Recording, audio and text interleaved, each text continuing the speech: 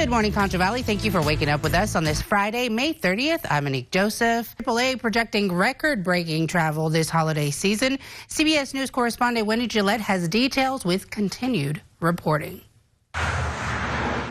And she told me to tell you not to give me a hard time. Me? Giving you a hard time? That's what she said. Sherry. She's watching right now. Miss Fowler. We begin with the search of a driver in a stolen car called off because of yesterday's thunderstorms. It started with a 911 call to dispatch about a stolen car taken in the 900 block of Shiloh Drive in the northwest area of San Angelo. From major water legislation to education spending, a look at the bills approved in the Texas legislature this session. Good morning, Contra Valley. Thank you for waking up with us this Tuesday, June 3rd. I'm Annick Joseph. Let's go ahead and check in with Jake. Jake, there was a flash flood warning. Would that start about 6 o'clock this morning? Yes, ma'am, it did. You actually informed me of it. Well, producer did. I'll give her credit for that. I need to be better. But yes, there is. All right, well, tell us about it. How long will it last, and what should we expect? Yes, ma'am. A wave of emotion as Pope Leo XIV stepped onto a balcony overlooking thousands in St. Peter's Square. Of those thousands was seminarian West Texas native Noah Hernandez studying to become a priest. The crowd of people just is absolutely electric. Just this excitement and cheering and just like, wow, I'm here in Rome within my first year. Not only with a front row to history, an opportunity many will never have. I got to meet Pope Francis in my first 4 weeks. 9 months later, we have a new pope. It's an American. San Angelo Diocese Bishop Michael Sis met Pope Francis on several occasions before attending his funeral on April 26th. Pope Leo XIV, however, he's never met, but is elated an American will lead the 1.4 billion Catholics worldwide. It excites us because it helps us to see that our church, the American church, is now in a position of leadership. It just helps us to take more ownership, I think. And I think it'll also help with our young people because they'll identify with the Pope much more closely when they know that he's an American guy who grew up in Chicago. The fact the new Pope is American surprising so many, including Carol Asbo. Very excited that he is American, was born in Chicago.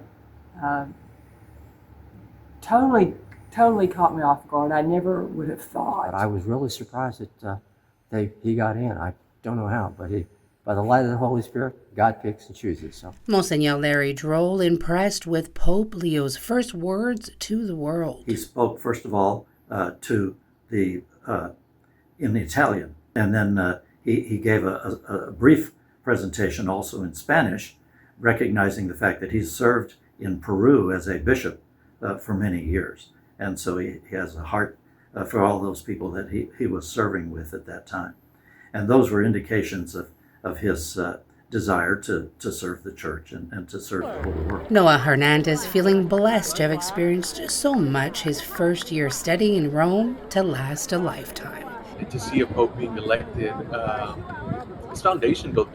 In San Angelo, Annick Joseph reporting. Pianist Terry McKeska plays for the people, a skill he picked up at the age of 2. Mom said when I was little, when I was even in diapers, always interested in musical toys, always interested in things I would hear on TV and climb up on the piano. McKeska says he has an ear for music and taught himself to play a variety of tunes, ranging from morning cartoons to sitcom scores. Winning an entertainment contest while a high school junior took him to New York City, opening doors, exposing him to opportunities. Those kind of little private parties that they would have for the big sponsors and the donors are usually the events I would always be asked to play for. Frequent clubs across Texas in his early career led him to play for movers and shakers like current Governor Greg Abbott. His fondest memory happened when former President George W. Bush took his campaign to San Angelo. McKeska says he did his homework. One of the favorite songs of the family and George Bush Jr. was Floyd Kramer, Last Day. He turned around and looked at me, pointed at me, and said, "That's my song." He said, "What are you doing tomorrow?" And that event helped continue to open doors, meeting Representative Drew Darby and nationally acclaimed pianist and performer Liberace, who he played for. And 7 months ago, a phone call he wasn't expecting. Said from Washington, D.C. He got an invite to perform the weekend leading to the presidential inauguration. Yes, this is on the top of my bucket list. I mean, to play in Washington, D.C. Now, I say the biggest thing on my bucket list someday is if I'm in heaven, I want that big Steinway or Bosendorfer up there as all the angels are singing around me. Youth from all over Texas lining up to weigh in their Angora goats. The Junior Angora Weather Fraternity competition, which, according to Eddie Holland, a judge at the San Angelo Stock Show, says has been taking place for some time.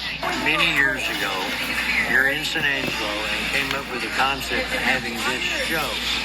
These are castrated male goats. Angoras evaluated on a 3-part system. They're judged live. They're judged out of the fleece. Holland says the fleece has a value. The highest value gets first place. The least places 10th. A sample of the goat's fleece snipped after weigh-in. That's where I take the sample, and that sample is in between the backbone and the belly button. Then tested overnight.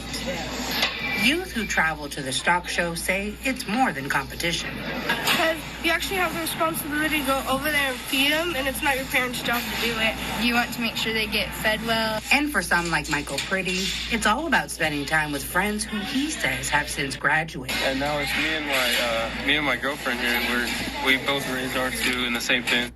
Isaiah De La Rosa says he loves to show off his goats. Making them walk. Goats are shown in full fleece. Sheared, then the goats and their fleece are judged again and evaluated on the body structure and fiber characteristics. And they add all 3 points together, and that comes up with whoever wins the grand champion.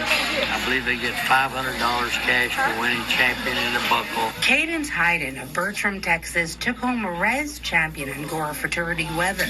The grand champion Angora went to Carlin Patterson from Burnett, Texas. From the San Angelo Stock Show, I'm Annick Joseph reporting.